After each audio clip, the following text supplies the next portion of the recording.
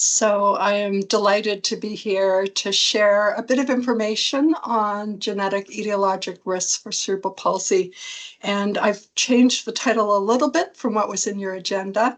And that's to make the point that many children with cerebral palsy, even if they have a genomic variant, they also often have environmental risk. And so we still keep the term cerebral palsy and identify children who may have a genetic etiologic risk for cerebral palsy. Next slide. I don't have any financial conflicts of interest to declare. Thank you. Next slide. So there's been a real shifting landscape in cerebral palsy with increasingly awareness of genetic variants that have been identified in cerebral palsy. So as clinicians, we're thinking, okay, who do we test? What does the genomic testing, how does that impact on how we might treat a child or individual with cerebral palsy? And is it having an impact on the diagnosis? Next slide. So what I hope to do in 15 minutes today is just give you a little bit more background on cerebral palsy. I want to provide a high-level summary of some of the recent research on genomics of cerebral palsy. I'll go through some key findings from our Nature Genetics publication earlier this year. And then I'll try to give you an overview of what some of the clinical implications are of the genomic testing. Next slide, please. So first of all, here is our definition of cerebral palsy. So it's really an umbrella disorder of a group of disorders, but it has in common that there is a problem with movement control that's causing an activity limitation. It's secondary to a non-progressive disturbance in the developing brain, and there's often other comorbidities. So there may be problems with sensation, cognition, communication, seizures. Next slide. We have various subtypes of cerebral palsy, and in general, they are described by the underlying primary or predominant movement disorder into spastic, dyskinetic, and ataxic. Dyskinetic used to be called extrapyramidal cerebral palsy. It's no longer called that. It's called dyskinetic.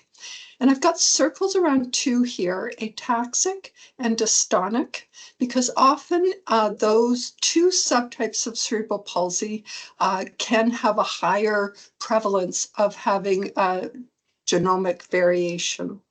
Next slide, please. So just a little bit on the history of cerebral palsy. So it was in 1861 that Professor Little described to the Obstetrical Society that there were children with a motor condition where they had injured nervous system that resulted in spasticity.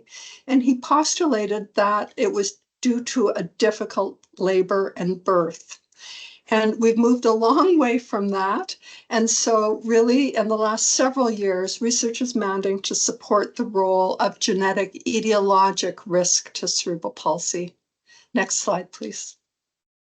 So in many children, including the children that we did deep clinical phenotyping in our Nature Genetics article, it's a combination of genetic risk and environmental risk that work together to put that child at risk to develop cerebral palsy.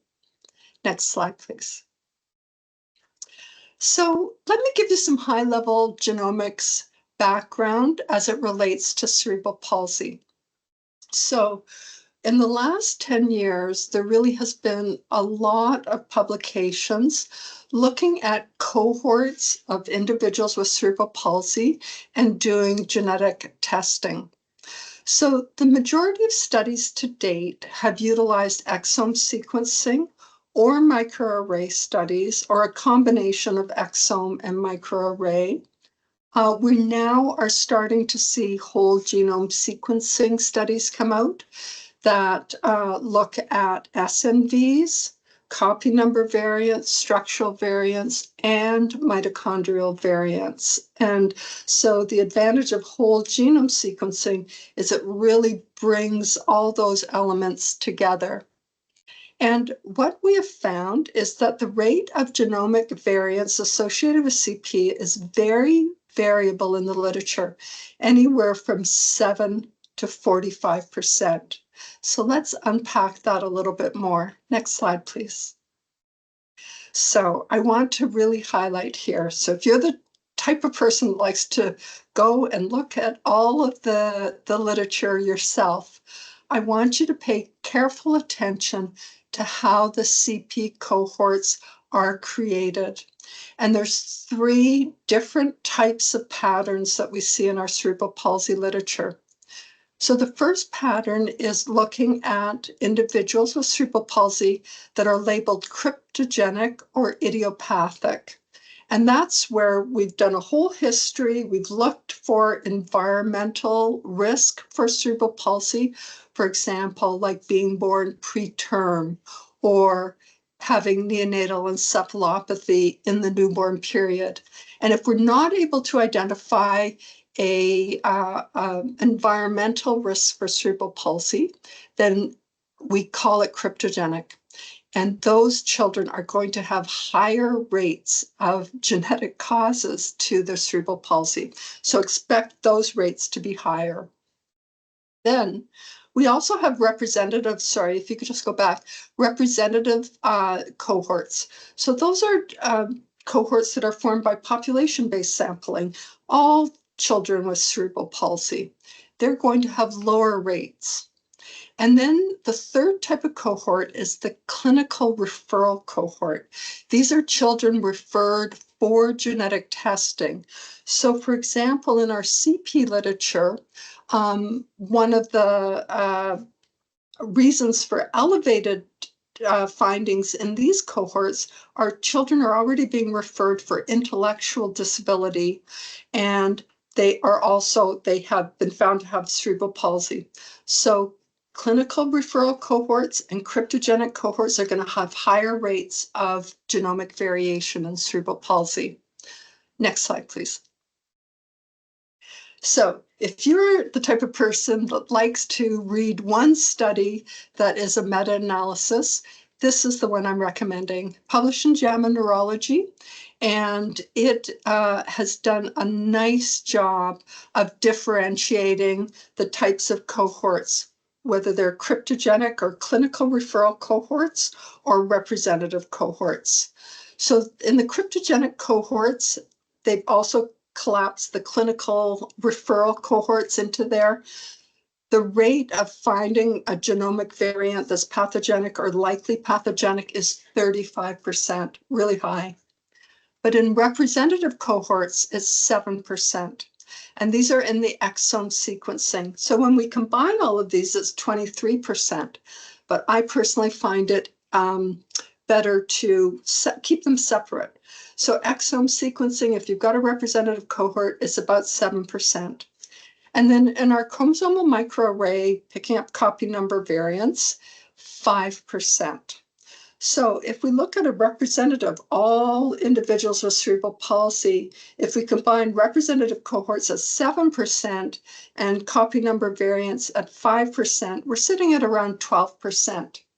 Next slide, please.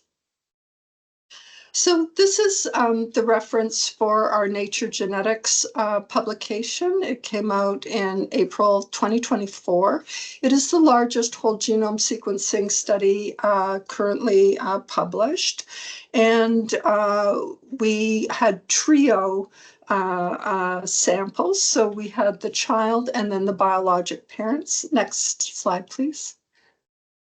And importantly, we had controls, so contemporaneous controls, so that we could look at gene burden analysis and de novo rates at the same time that we were looking at the whole genome sequencing in our individuals with cerebral palsy.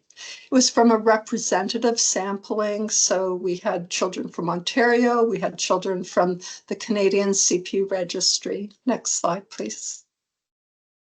And lo and behold, we found 11%. So very close to that 12% that I referred to in the meta-analysis.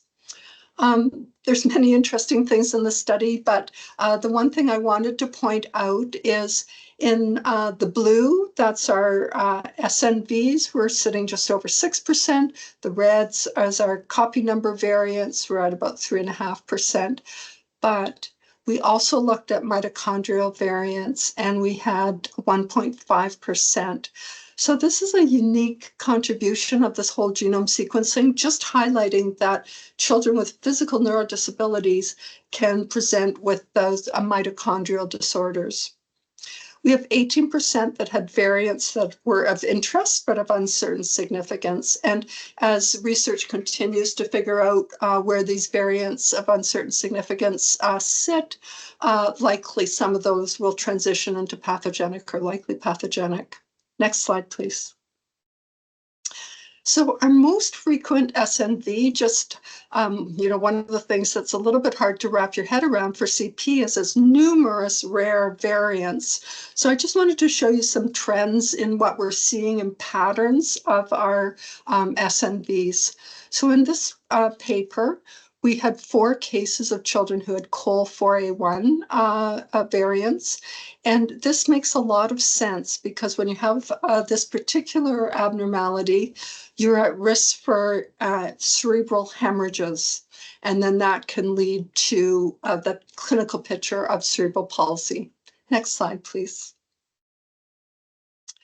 I wanted to just talk a little bit about the mitochondrial DNA variants that we saw. So we had 5 cases. 2 of them were homoplasmic, but 3 were heteroplasmic. And they all were in the mitochondrial phenotype of MELAS. So mitochondrial myopathy, encephalopathy, lactic acidosis, and stroke-like episodes. So very interesting that these children are overlapping with the CP phenotype. And because we had trio data, we were able to look at the heteroplasmic rates and saw that the proband had higher heteroplasmic rates than the mother in these samples. Next slide, please. So these are some of the frequent genes that are identified in CP cohorts.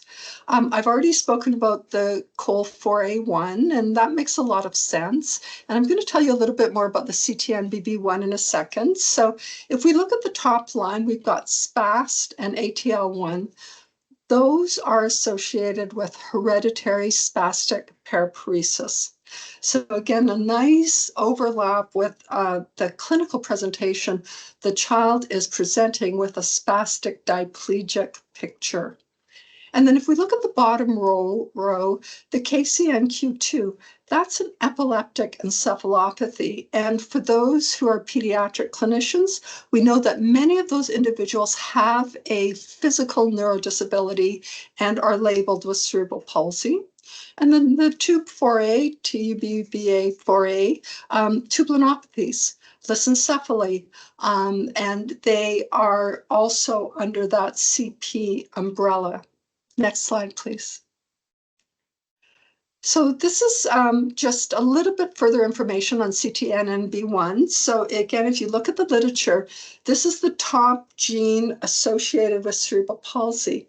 And the reason for that is that these children also have an intellectual disability, and so they're being tested more for genomic testing. And these children have an intellectual disability, but they also have spasticity of their legs, and so have that cerebral palsy label. Next slide, please. So what are potential areas of clinical impact? It can impact the etiologic diagnostic workup. It can inform drug therapeutics. So for example, you may have missed a child with dopa-responsive dystonia in your practice. And if you make that diagnosis, levodopa can really be life-changing. It can help you understand the constellation of clinical findings in a child.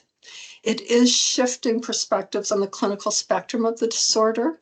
And it can have an impact of a positive genomic finding can certainly impact families. Next slide, please. So, what are the CP phenotypic characteristics associated with pathogenic, likely pathogenic variants? So, this data is from our Nature Genetics study, having a normal brain MRI. And that is understandable. If the brain MRI is normal, then it makes you think, oh, is there something else going on? Having an intellectual disability, having a term birth, and that's just explained by being born preterm is a significant risk factor for developing cerebral palsy. So if you're born at term, then there may be other things going on, like genetics, and then having consanguinity. Next slide, please. We published a publication just making the statement that if you have a genetic variant, it doesn't mean that you necessarily take away the diagnosis of cerebral palsy. We're positioning the genetic variant as a risk for cerebral palsy. But, for example, if you have a dopa-responsive dystonia, that will change the diagnosis. And mitochondrial variants may also change the diagnosis if you're having recurrent stroke-like episodes. Next slide, please. So what is the way forward? Clearly, there's a lot of research happening in this area, and we've formed a large international cerebral palsy genomics consortium so that we can start to drive larger studies. We pair these with CP registries where we're able to do deep clinical phenotyping. We're working hard to engage stakeholders.